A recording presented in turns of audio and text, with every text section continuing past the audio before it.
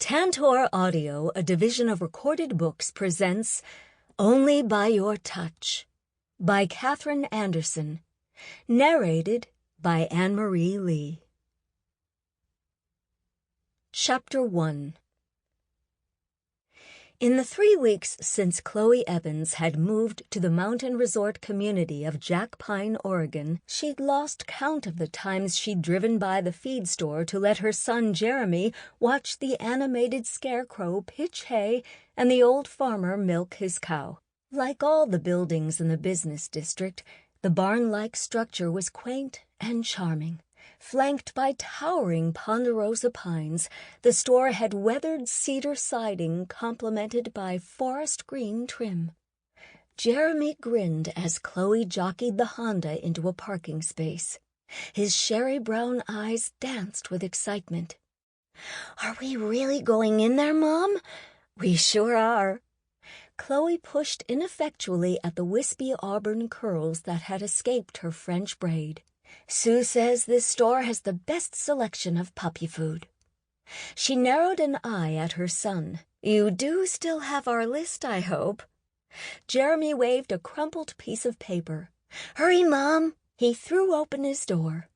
"Rowdy's home all alone. After being abandoned, he might think he got left again." "Whoa!" Relieved to see her son acting like a normal little boy for a change, Chloe leaned over to unfasten his belt. "You can't go anywhere still strapped in, and no crossing the parking lot without holding my hand." "Oh, Mom. Oh, Jeremy. I'm not a baby anymore. I won't get hit by a car." Chloe grabbed her purse as she climbed out on her side. "As of yesterday, I officially became an old lady, remember? Maybe I need you to hold my hand." "You're not that old." Chloe felt old. She'd never expected to be divorced and starting over at 30. Taking Jeremy's hand, she swung her arm and forced a jaunty bounce into her step.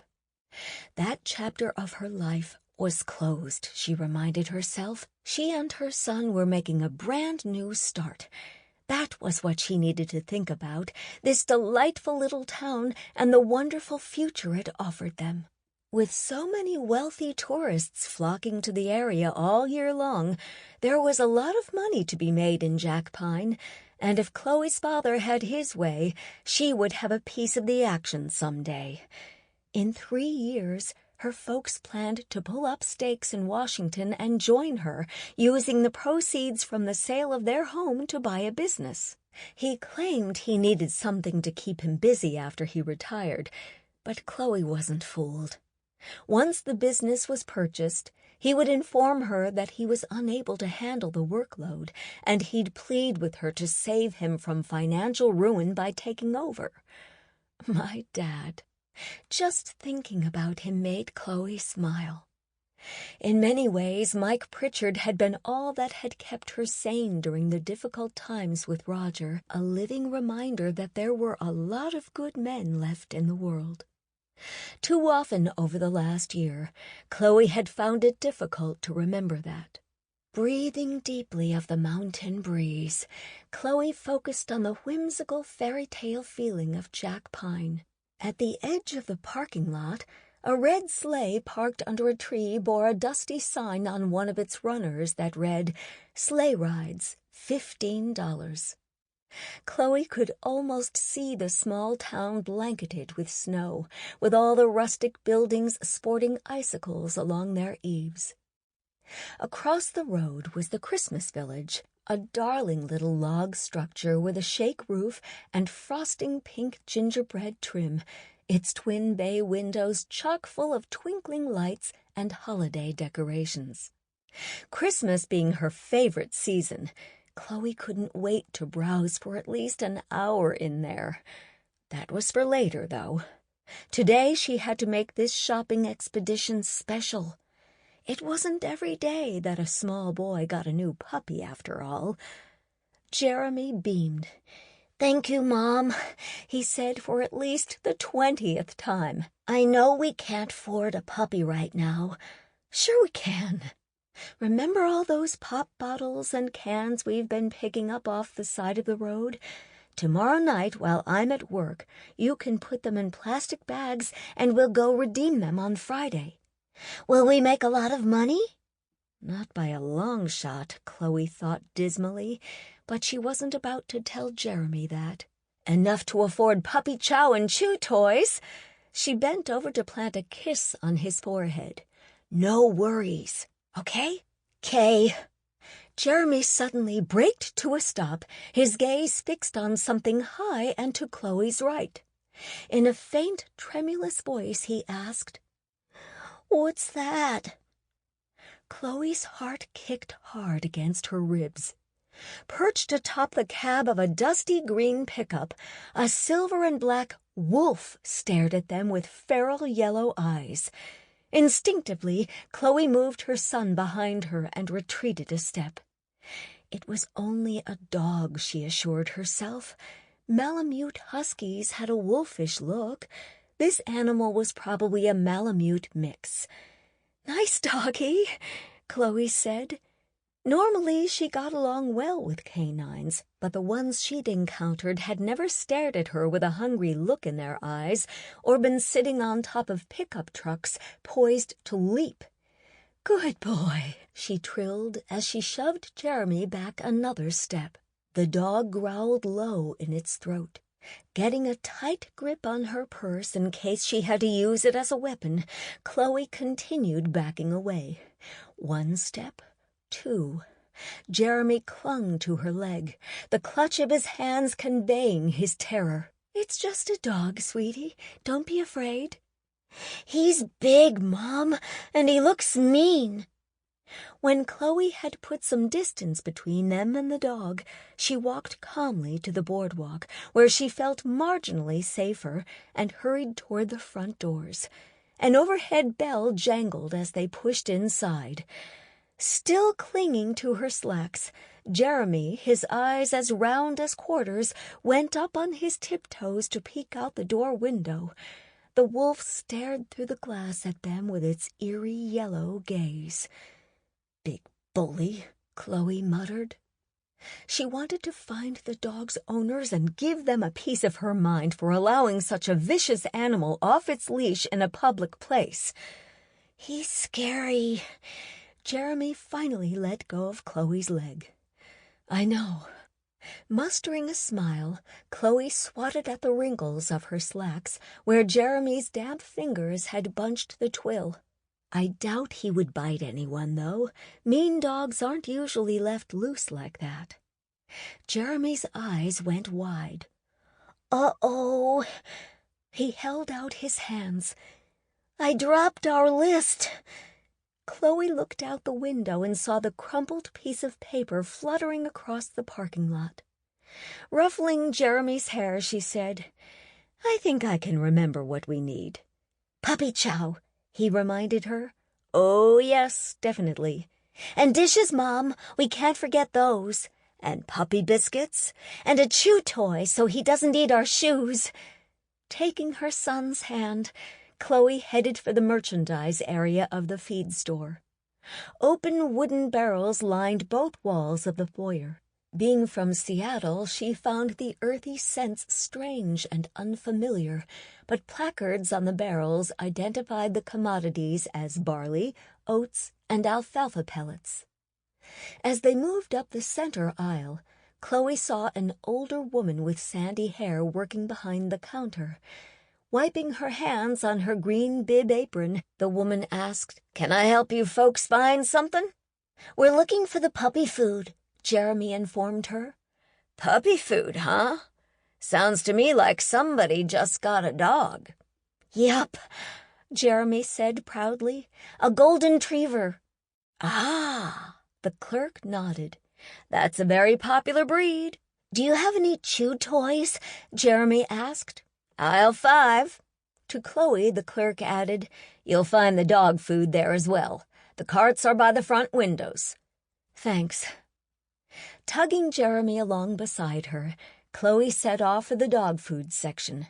With her gaze lifted to read the overhead signs, she wasn't watching where she was going as she rounded the end of an aisle, and she ran face first into what felt like a cement wall.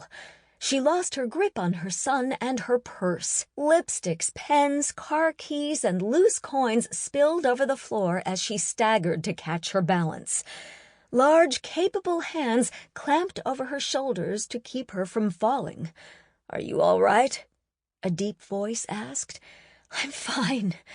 Chloe was so jarred by the impact that she couldn't focus for a moment. She couldn't believe she'd barreled into someone. "I'm so sorry." She realized she was apologizing to a shirt button, broke off, and located the face that went with the chest and shoulders. "I should have been paying attention." "That makes two of us. I didn't mean to mow you down like that." His voice was a rich, vibrant baritone with a raspy edge. Even with the brim of a brown Stetson dipping low to shadow his face, she could see that his features were striking. High, sharp cheekbones underscored eyes so clear and intense a blue, they were startling in contrast to his dark skin and jet-black brows. Deep creases slashed his lean cheeks, bracketing a perfectly shaped mouth that might have looked hard if not for the sensual fullness of the lower lip.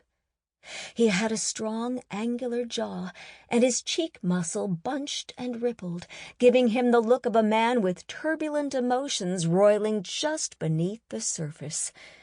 "Are you sure you're not hurt?" No, I'm fine."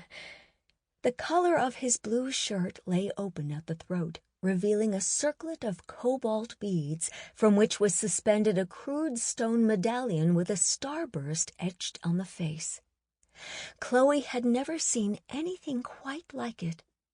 Slipping free of his grasp, she bent to collect her things. When he crouched to help, she said, "Oh no, please, I can manage." Ignoring her protest, he began picking up stuff, a blur of blue shirt and sun-bronzed skin as he shoved items in her bag. He had the hands of a man who labored outdoors, calloused at the palm with rough ridges capping his knuckles. The sleeves of his shirt were folded back to reveal thick, sinewy forearms with only a sparse dusting of dark hair. Low in her abdomen, Chloe felt a quickening. It had been so long since she had experienced the sensation that it took her a moment to realize it was sexual attraction.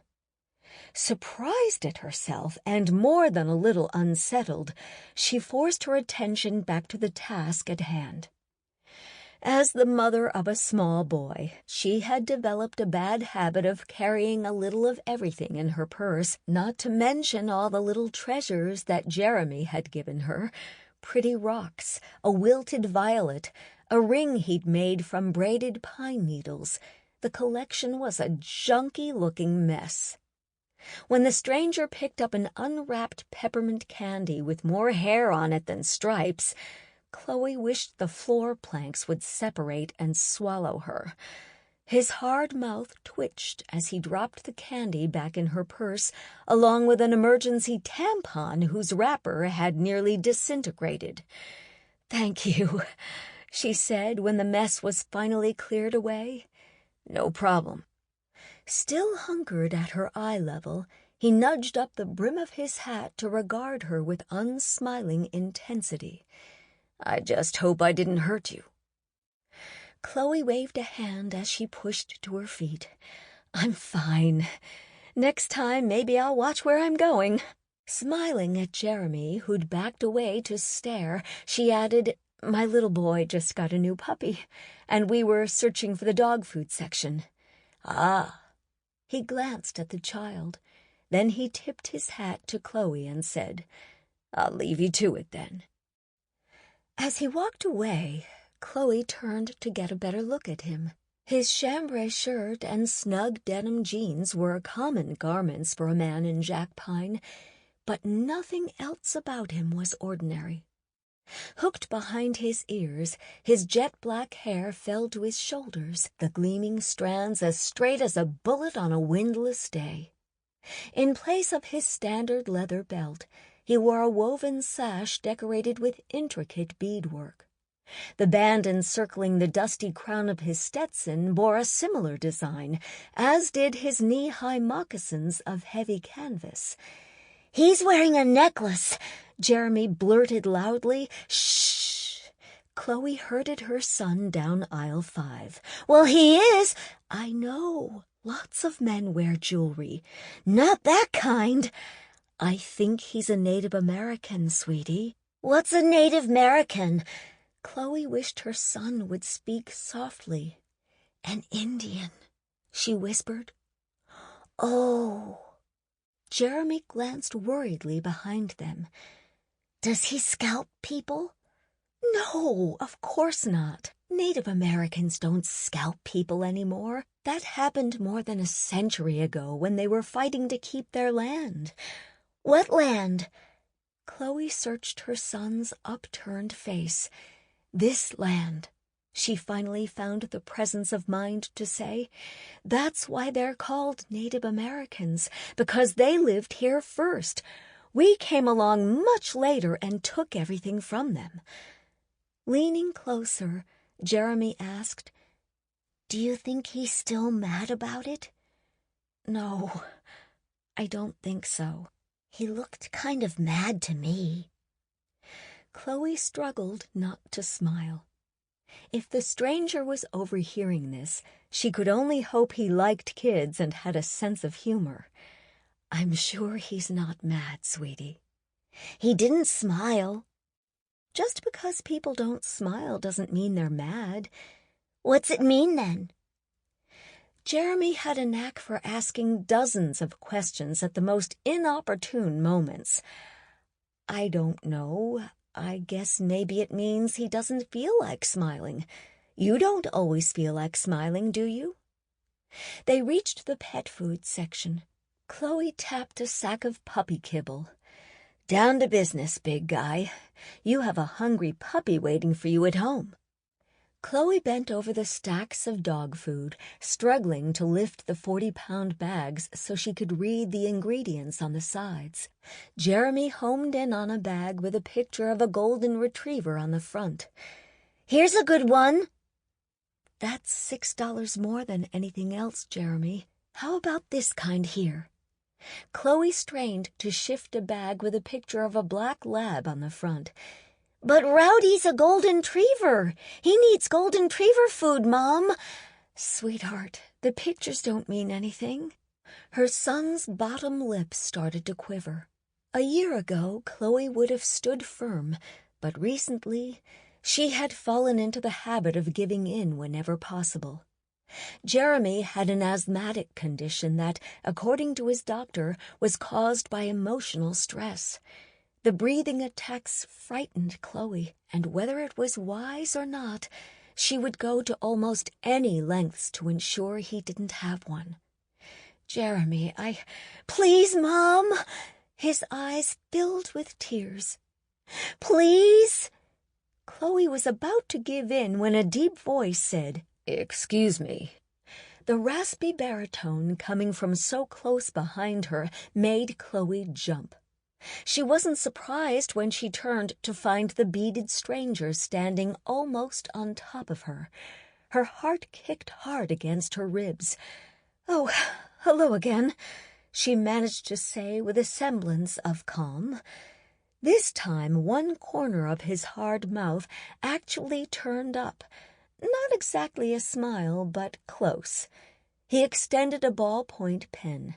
"I think we missed this when we were picking up. I spotted it lying under the edge of a shelf." "Oh, thank you." Chloe took the pen and slipped it in her purse. He glanced at the sacks behind her. "I couldn't help overhearing the puppy food debate. I happen to be somewhat of an expert, if you'd like some advice." "You are?"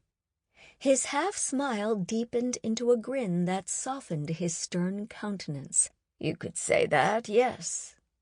He turned to Jeremy. Your mom's absolutely right about the pictures, son. They mean nothing."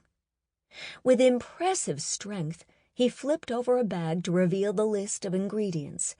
Tapping the print with a long finger, he said, "This is the number to check. Percentage of protein. Too much is bad for a pup's skin and may cause hot spots." Jeremy ducked behind Chloe to peer around her hip at the stranger. Under the best of circumstances, the child was timid around men, and given their recent discussion about Native Americans, he was warier than usual. The stranger's smile blinked out. After studying the boy for a long moment, he directed a burning look at Chloe. All warmth gone from his voice, he said, "You can take the advice for what it's worth. No skin off my nose either way." She stared bewilderedly after him as he strode off. She didn't know what had upset him, but his gruff tone had frightened Jeremy and set him to trembling. She smoothed a hand over Jeremy's curly hair. "It's okay, sweetheart." The child clung more tightly to her leg. "See? He doesn't like us." Chloe could think of no better explanation. "I guess maybe not." 20 minutes later, when Chloe pushed a brimming cart to the checkout counter, the dark stranger had already left.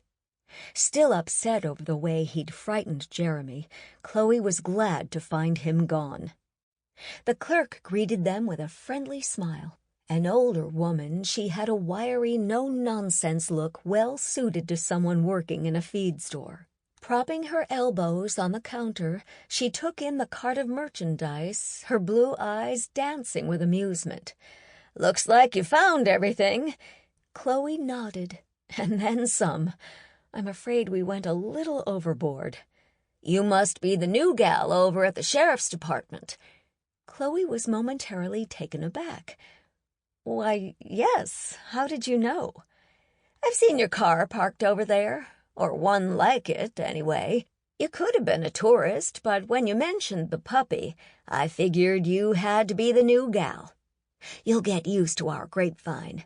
Jack Pine isn't very big, gossip travels fast, and a new hire at the sheriff's office is hot news." She thrust out a hand. "Lucy Gant." Returning the handshake, Chloe said, "Chloe Evans and my son Jeremy."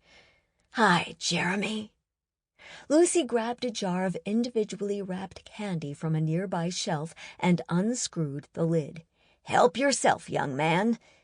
Jeremy politely selected one piece. No, take a handful," Lucy urged. Jeremy helped himself to several candies. "Thank you." "You're quite welcome," Lucy said. "I got a soft spot for boys. Have two of my own." She watched Jeremy wander away to look at the animated displays in the front windows. "Handsome boy." "Thank you. I think so." "I heard your last name is Owens." "That's amazingly close. I guess there really is a grapevine. Anytime you want to know anything about anybody, honey, just come see me. How do you like the new job?" "I love it. The people I work with are really nice. It pays pretty decent, and the health insurance is great." "With the cost of insurance nowadays, that's a plus. You get weekends off?" "Unfortunately, no. I work the 3 to 11 with Wednesdays and Fridays off. But I lucked out on a sitter. Deputy Bauer's daughter Tracy stays with Jeremy. He absolutely adores her." Lucy nodded. "Nice girl, Tracy. Spittin' image of her mama, that one." Lucy leaned across the counter to pass a scanner over the bag of dog food. "Sheriff Lang's a decent fellow. A little too laid back to be a good lawman, but nice. We graduated the same year. He went off to college." She tapped her chest. "I got married to a good-for-nothing, gave him 2 sons, and then got left to raise them alone." Chloe knew how hard that was. She laid a red puppy collar on the counter. "I'm sorry to hear that. It must have been very difficult for you." "I managed. All things considered, I was better off. He was a mean-tempered man and quick to rile." Chloe's throat tightened. She and Lucy Gant had a great deal in common, it seemed. The older woman shook open a sack and glanced after Jeremy again as she began bagging items. "So, what did you think of Crazy Ben?" "Pardon?"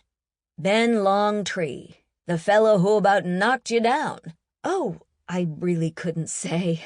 I spoke with him only briefly." Lucy's mouth thinned.